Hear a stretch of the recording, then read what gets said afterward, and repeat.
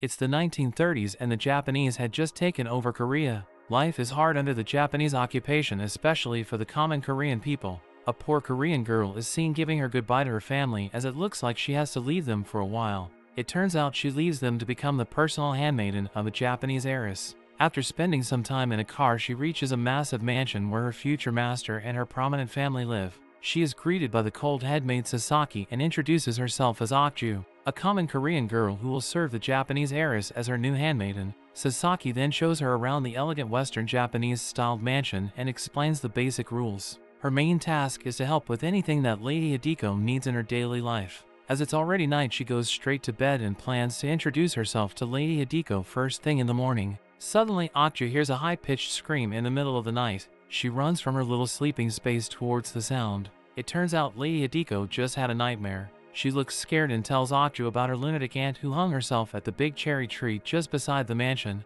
Although it is her first time meeting Lady Hideko, she tries her best to calm her master and soothe her back to bed. In the morning, one of the other maids pranks her by hiding one side of her shoes. This makes Okju only wear her left shoe when she formally introduces herself to Lady Hideko. The scared little girl that she soothed back to bed now looks like a proper elegant and charming lady. Okju then shows Lady Hideko a reference letter from her last mistress to show how capable she is. Lady Hideko asks her to read the letter, but despite being able to speak both Korean and Japanese, Okju is illiterate. This makes Okju a little worried, but Lady Hideko doesn't mind it. She just needs always to be truthful to her. After noticing that Okju only wearing one of her shoes, Lady Hideko gives her a new pair of shoes from her collection. After that, Lady Hideko goes to her reading practice session and tells her to come to her at noon. This makes Okju thinks that the cold yet elegant and lonely princess-looking Lady Hideko hides a kind and caring nature behind her. While alone, she becomes more curious and explores Lady Hideko's room. She tries on various clothes and plays with various accessories carefully. It looks like she enjoys her new working environment. As instructed, Okju stops playing around at noon and goes to the reading room to meet Lady Hideko. She meets the master of the mansion for the first time, which is Uncle Kazuki. He is an eccentric person with a black tongue due to his habit of licking ink. Unlike Lady Hideko, who is of full Japanese descent, Uncle Kazuki is actually from Korea, but he married to the late Luna of Lady Hideko, who hung herself at the cherry tree. Due to the absence of Lady Hideko's late parent, Uncle Kosuke becomes the master of the mansion even though Lady Hideko is the real heiress. As a Korean man who helped the Japanese take over Korea, the Japanese gave him control of a gold mine. He then uses this wealth to feed his obsession with expensive rare books and scripts. After her reading practice, Lady Hideko is expecting an important guest, so she asks Okju to prepare her a warm bath to refresh herself. While helping her take a bath, Okju realizes how magnificent is Lady Hideko's beauty and becomes enchanted by it. She almost can't control herself, but then snaps back to reality.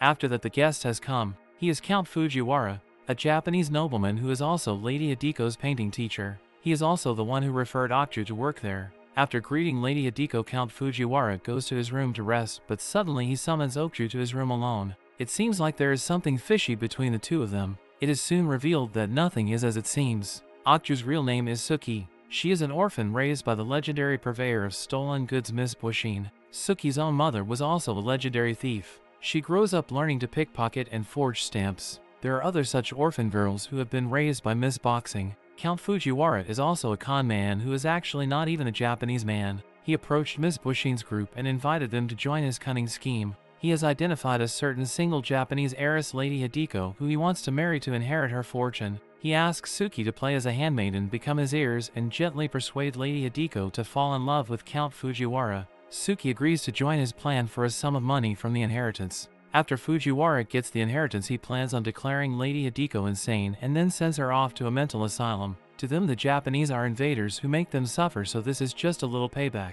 Back in the room, Count Fujiwara tells Saki to give a box to Lady Hideko. Inside it is a beautiful blue spinner earring and a personal letter. It's a gift to try to melt Lady Hideko's heart. After receiving it, Lady Hideko wears it for dinner, making her look glorious in her elegant white dress. Saki herself can't help but admire Lady Hideko's fabulousness. After dinner, Lady Hideko becomes a little drunk. She dolls up Sok in an elegant black dress and lets her wear the blue spinel earring, making Saki as beautiful as her. Saki enjoys this side of Lady Hideko and plays along with her master. The bond she made with Lady Hideko gives Saki second thoughts about the plan, but she tries as hard as she can to stick to it. Until on one fine day she accidentally sees Count Fujiwara and Lady Hideko passionately kissing in the woods. For some reason this confuses her and kind of hurt her feelings, so she quickly runs back to her room. In the night, Lady Hideko asks Saki to accompany her to the bed. She tells Saki that Count Fujiwara has proposed to her earlier that day, but she doesn't know how to react. Saki immediately thinks that it must be when they kiss passionately in the woods.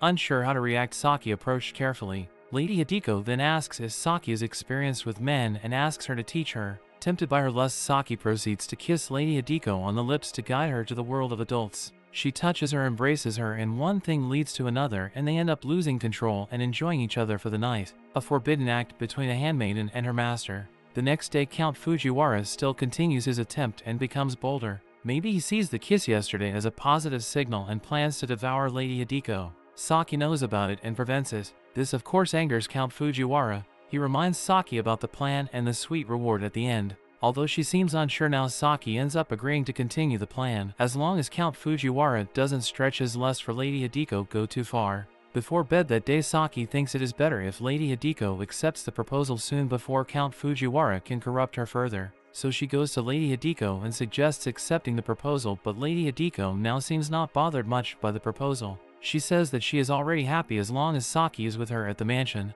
She then asks Saki whether she should still accept the proposal if she is in love with another person now. Unsure about the question, Saki persuades her to accept the proposal even harder. Saki's reaction somehow disappoints Lady Hideko. She slaps Saki and casts her out of her room. On the following day, Lady Hideko finally decides to accept Count Fujiwara's proposal. Happy about it, Count Fujiwara plans the wedding right away. Lady Hideko, with the help of Saki, runs away from the mansion on the day when Uncle Kazuki is away for business. From Korea, they head to Japan to have a secret wedding. During the trip, Saki notices that Lady Hideko keeps gazing at her. Although it's hard for her heart, she tries to ignore it. Finally, Lady Hideko and Count Fujiwara hold their marriage at a small, remote, sketchy Japanese temple shrine. In the night, while Saki prepares Lady Hideko for her first night, Lady Hideko tries to kiss her for the last time, but Saki refuses her. Saki endures the bitter feeling in her heart all night as she sleeps beside the room where Lady Hideko is being devoured by Count Fujiwara. In the morning, Saki goes to check on Lady Hideko.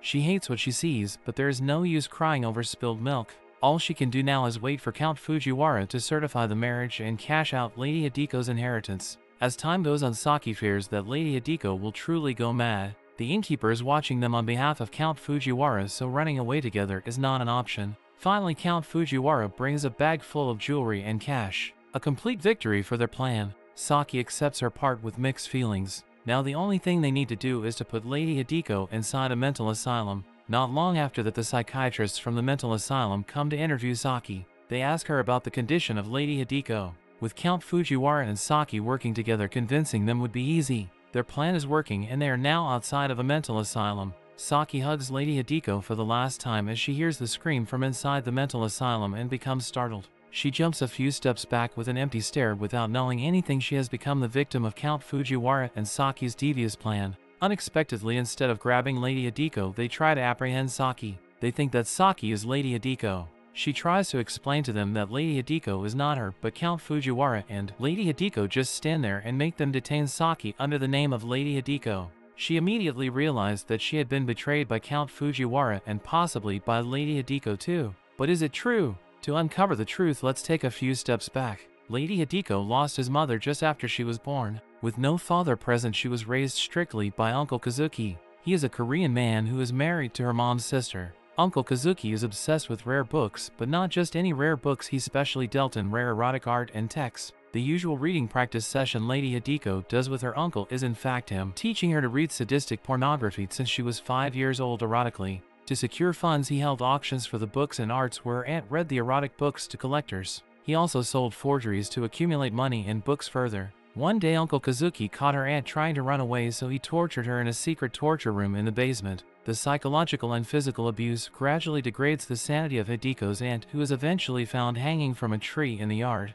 And so Lady Hideko takes over as the reader for the auctions. Uncle Kazuki also plans to marry his own niece when the time has come to secure the inheritance money. Count Fujiwara initially planned to execute the scheme alone. He approaches Uncle Kazuki at one of his auctions and claims to be a Japanese nobleman with a skill of art forgery, so Uncle Kazuki hires him to forge art for him. He then persuades Uncle Kazuki to let him be the painting teacher for Lady Hideko. But after interacting with Lady Hideko, he realizes she is not naive and stone-hearted. There is no chance of getting her to fall in love with him, so instead he reaches out to Lady Hideko and tells her the truth. He proposes a plan to get her away from this abusive life of hers. He will bring a naive girl who will come in as a handmaiden and trick her into thinking that she is the one who is doing the scam. Once they get married, Lady Hideko will switch identities with the handmaiden and they will send the handmaiden to a mental asylum. This would grant Lady Hideko her freedom at the cost of the handmaiden's life, then split the inheritance money with Count Fujiwara. Hearing such a perfect plan, Lady Hideko agrees. Since the arrival of Saki at the mansion, Lady Hideko is already acting to condition her state of mind into believing the bogus plan.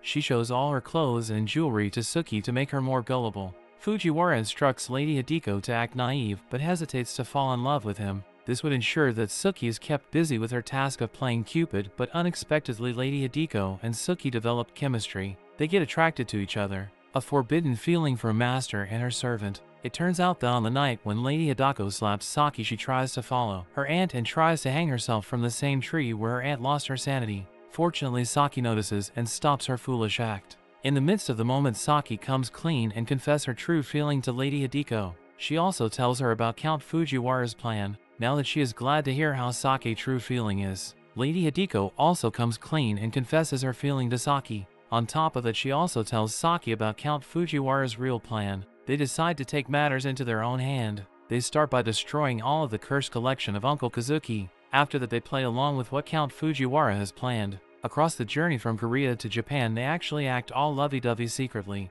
And for the sake of our sanity, the blood on Lady Hideko's first night bed is only fake blood to make Count Fujiwara believe that they are still trying to fool Saki. Saki also comes to the asylum prepared. She stages a fire and escapes in the midst of chaos. Meanwhile, still believing his plan has worked, Count Fujiwara takes Lady Hideko to a fancy dinner. He proposes to her for real now, but Lady Hideko plays hard to get and acts voluptuously. She seduces him at the hotel and drugs his wine with hard opium. When Count Fujiwara is out cold, she takes all the money and goes to meet the escaped Saki. Missing her niece and with a destroyed treasured collection, Uncle Kazuki sends out a search party. His only suspect is Count Fujiwara. The search party finds the out cold Count Fujiwara and brings him back to the mansion. In the same basement where Uncle Kazuki tortured his own wife, he interrogates Count Fujiwara. Knowing that Uncle Kazuki will dismember his body anyway in the end, he tricks Uncle Kazuki into letting him smoke for the last time. He has 3 green-colored cigarettes in his case which are poisoned with mercury. The gaseous mercury poison saves Count Fujiwara from the torture that he is about to endure and kills them both. Far away from their, Saki and Lady Hideko fake their identification and flee to Shanghai. With all of the inheritance intact and their newly found freedom, they finally find their true happiness in each other.